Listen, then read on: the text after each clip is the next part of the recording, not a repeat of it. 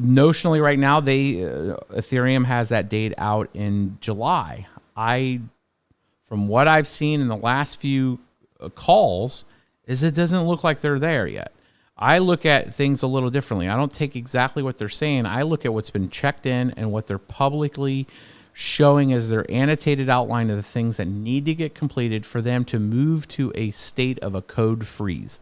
When they can code freeze whatever that bundled, if they want to call it the merge, and within that merge is going to be a handful of things. When that code is frozen and then they've deployed that frozen version to the test nets that were spun up, a few months back, and then they start actively testing the frozen code, we're on a timeline at that point. We're on a timeline of the testing procedures that are going to go through. And there's going to be a lot of interest to make sure that that testing works and functions. And assuming no changes on that testing code frozen baseline, they're going to hit that to a point it's like a ceremony. They're going to get to an end of that, and they're going to go like a checkpoint, a toll gate, as it were. And then they're going to say, okay, are we good? Testing has worked out. All the unit tests, all the fuzz testing, everything that's been done is good. Smart contract owners, here's how it's going to work. Make sure they're good. And then they're going to pick a date.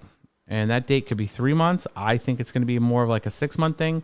And they're going to push that. So unless they are doing that next month in March, that date's going to move, my dudes. Because right now the code's not frozen. So I'm giving them kind of a ticking date of probably mid-March, March 15th or so, the eyes of March. See if they're going to slip that date when it comes to the difficult bomb.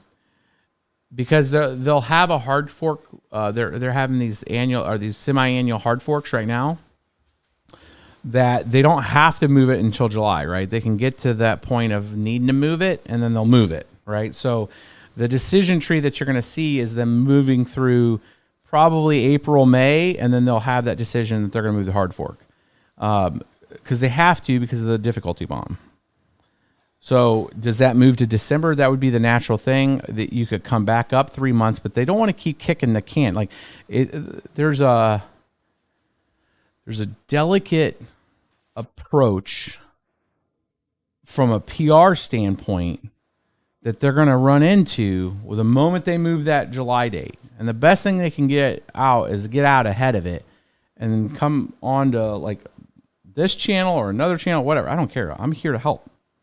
And get an expectation setting with everybody. Like the expectation right now is the code's going to be done when it's done. Okay.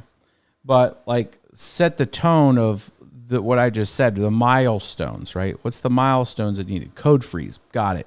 Code's not frozen. Doesn't matter. Stop asking me, right? That's what I would tell people when I used to run development shops, especially like the product owners and stuff. Until that baseline's frozen of the required update that we need. Now, in the really super agile world, what's ready on Fridays is what's getting committed, and it's shipping, right? But in the cryptocurrencies, since we're talking affecting billions, if not now trillions of dollars in float and locked up and stuff, crypto development's very monolithic. It has to have these monolithic ceremonial events because you have to synchronize all of these decentralized people and parties. People that have built things on Ethereum that's never talked to a core dev, right? There has to be large ceremonial events, right? So it is monolithic. It's not rapid agile. It's not there yet, right? And I can't imagine right now what that would look like if they were just rapidly changing things all the time on a core development standpoint. So in their defense, they're not going to move fast. They have to move slow because otherwise they're going to jack up all of our stuff, right? So they need to move in a methodical way. That decision point in the move in July, if they don't get things ready in March, right? Because you count backwards on that schedule. I would assume that they would move it to at a minimum to December, right? So then if they move it to December, okay, that's when it is next. And then you're going to have another code freeze milestone. Maybe that code freeze happens in July. And they're just like, hey, you know what? We made a move. We're further along. The code is frozen, but we're not ready to release. That's okay. But at least you have now a code froze. So now we have that testing phase that will happen on Ethereum. And then in October, they have a meeting to say, okay, now we're going live in December. That's the way I think the cadence is going to go with Ethereum right now. So if you're a miner mining Ethereum right now and you're worried about it going away in July, I would say if we get through March 15th and it hasn't, there's no notification that they're going to move they're going to do the merge, or they've at least frozen the code, I think you're pretty safe. I think you're safe at least until that October to December timeframe. So you're going to have another, 4 to 6 months of mining Ethereum. So that's that. Man, I just pontificated that entire plan in 15 minutes for you guys. Hopefully you guys like this, man. This is just my brain.